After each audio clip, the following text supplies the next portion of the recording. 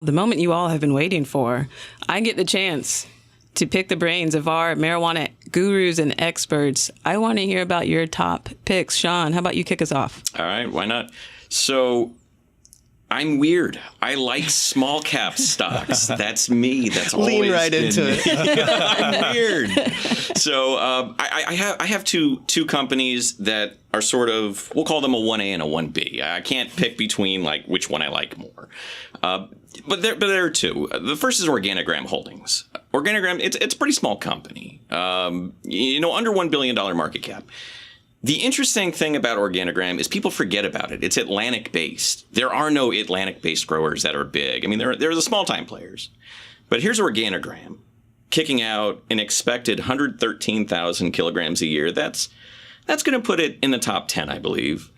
And everyone's forgetting about it. You've got all the growers are in British Columbia. They're in Ontario. They're in Quebec. There are no Atlantic growers. That gives it a geographic advantage over everyone else. And what I really like about Organigram, other than the fact that CEO Greg Angle was nice enough to give me an interview. Good interview. Good interview, yeah. Thank you, Greg Angle, if you're listening, is the fact that they're really maximizing their grow space. They have a 480,000 square foot grow space up in Moncton, New Brunswick, I believe it is. Moncton, New Brunswick, across two facilities. Most growers have 1 million, maybe more than 1 million square feet of growing space, and they're kicking out about 100,000 kilograms a year.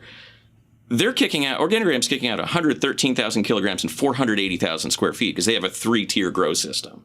They're focused on those high-margin cannabis oils. They really have a good patient focus. They really want to move into the alternatives once they come out. It sounds like they're really excited about that. At least that's the impression I got from Greg Angle. So that's Organigram. Really excited about it. A little sketchy on the valuation because that's what all marijuana stocks are right now. But that's probably the 1A. If there's a 1B, it's CanTrust based in Ontario. The interesting thing about CanTrust, they're growing through hydroponics, which is rather than growing plants in soil, they're growing them in a nutrient-rich water solvent. Along with their containerized bench system, which is supposed to help with harvesting. They should have less lumpy harvesting. Normally you plant the crop, X amount of time later you harvest the crop. This will be a lot faster, a lot more continuous, and hopefully should help with long-term supply deals. It doesn't hurt that they've been profitable too. Yeah, very interesting. Very interesting. One of the things I was thinking about it when we were asked to kind of pick out names. I mean, you obviously you could go and say, "Hey, Tilroy or Aurora." Don't. My word, these things are. So I think it's kind of cool to hear about something that's under the radar like that.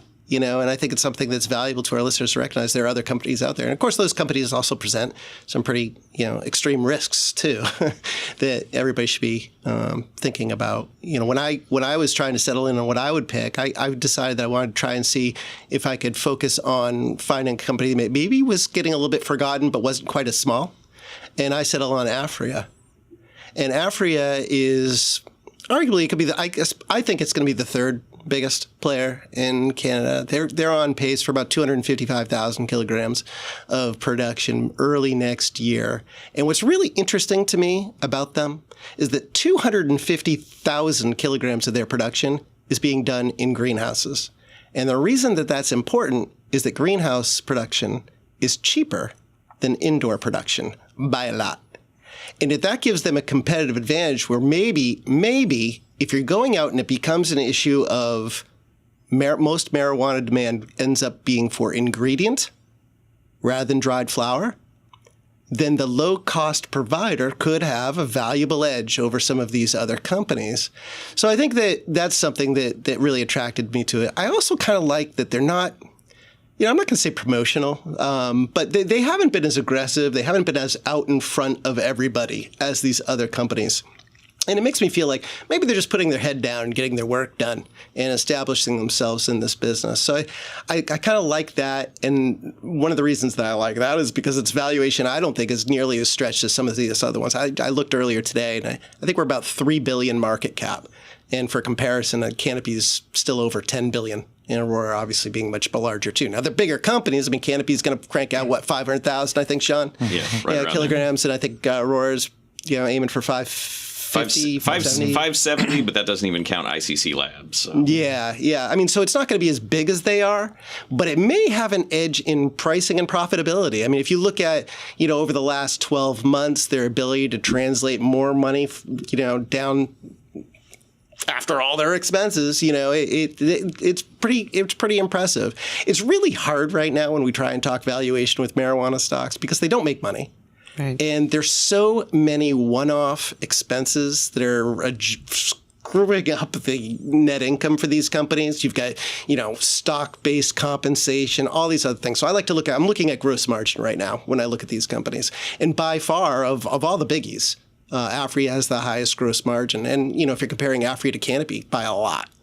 So I think that would be the name that if I was a new investor coming in and considering these, maybe I would look at Aphria as one of the first ones I would consider.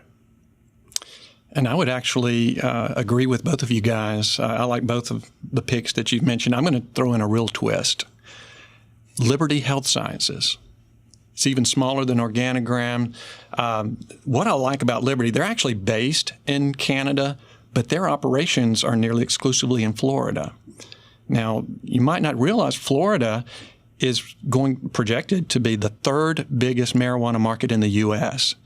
By 2022, the projections I've seen on the low end $1.7 billion, upwards of $1.8 billion. And it's only medical marijuana legalized in that state. They will rank only behind, of course, California, number one, Colorado, number two, but Florida is projected to be the third biggest marijuana state in the U.S. So that's a big market. Here's the cool thing. The state has very limited licenses for production. They've only awarded 14 licenses. Liberty has one of those. And the licensing they give, it gives the company the ability not only to grow, but to have up to 30 retail dispensaries. So Liberty Health Sciences is positioned in the Florida market. They're rapidly cranking out more retail locations, but they also do home delivery throughout the state, medical marijuana. Here's the thing. I talked to their CEO, George Scorsis, a couple of weeks ago, I guess. He said their estimate right now is they have about a 15% market share in Florida. But by early next year, they're going to be the biggest producer because they're like a lot of the Canadian companies, they're really ramping up their capacity. He thinks there's going to be a lot of product shortages very soon in the state. But he thinks as they ramp up that production capacity, he really projects they're going to have a 25% market share. And so I thought, okay, well, that's a CEO. He's going to really play this up, right? He's probably not going to say that it's... No. Yeah. But if you do the math, think about this. Let's say $1.8 billion, okay? And that seems to be a consensus type projection for Florida. $1.8 billion. Even if they don't increase their market share, even if they only have 15%, I won't do the math in my head here, but the stock, the market cap is only around $360 million right now. This company has some real room to run, so let's say 20%, that's what, $360 million a year at a 20% of the market. Liberty Health Sciences is a company that really has some real opportunity. And we talk about some of these absolutely outrageous valuations, Tilray. No name dropping. I mean, honestly, I look at a Liberty Health Sciences flying under the radar, kind of like Organigram, flying under the radar, but it's a legitimate business and has some really great business prospects. So I like the stock right now. It's so hard, right, Shannon, with some of these U.S. marijuana plays, because we hear all of these people who say, well, you got to be worried about marijuana in the U.S. because, it's not necessarily, we don't necessarily have an administration in Washington right now that's a big fan.